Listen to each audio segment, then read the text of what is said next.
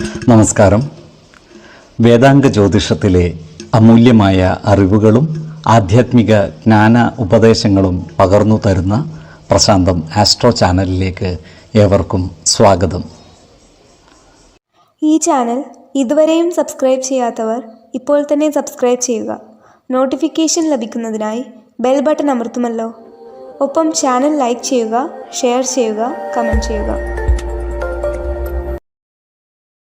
കൊല്ലവർഷം 1200 ധനു സംക്രമം മകയിരം നക്ഷത്രത്തിലാണ്.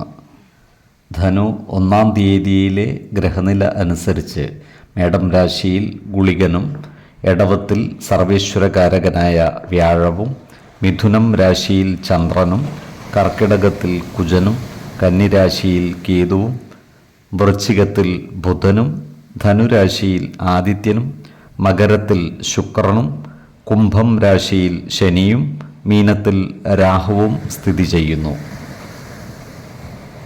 വിശാഖം നക്ഷത്രത്തിൽ ജനിച്ചവർക്ക് ധനുമാസം ഗുണദോഷ സമ്മിശ്രമായിരിക്കും. ഈ നക്ഷത്രക്കാർക്ക് കർമ്മമേഖലയിൽ കാര്യങ്ങൾ അനുകൂലമായിരിക്കും. പുതിയ സ്ഥാനമാനങ്ങളും അധികാരങ്ങളും വന്നുചേരുവാനുള്ള സാധ്യതകൾ കാണുന്നുണ്ട്.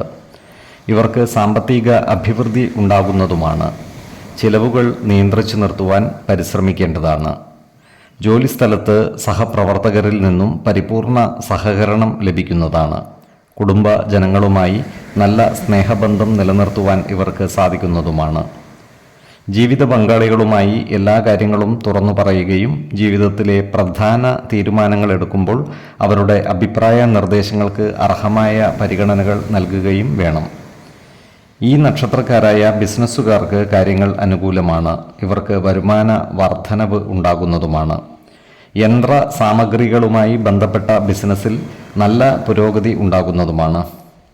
ഈ നക്ഷത്രക്കാർക്ക് ചില വിലപ്പെട്ട രേഖകളും മറ്റും കൈവശം വന്നുചേരുവാനുള്ള സാധ്യതകൾ കാണുന്നുണ്ട്.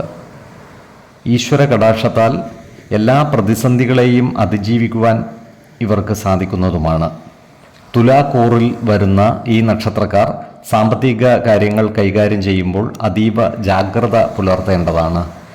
ഇവർ ജോലിസ്ഥലത്ത് എല്ലാവരുമായും നല്ല രീതിയിൽ പെരുമാറുകയും നല്ല പ്രവർത്തനത്തിലൂടെ എല്ലാവരുടെയും ഇഷ്ടം നേടിയെടുക്കുവാൻ പരിശ്രമിക്കുകയും വേണം.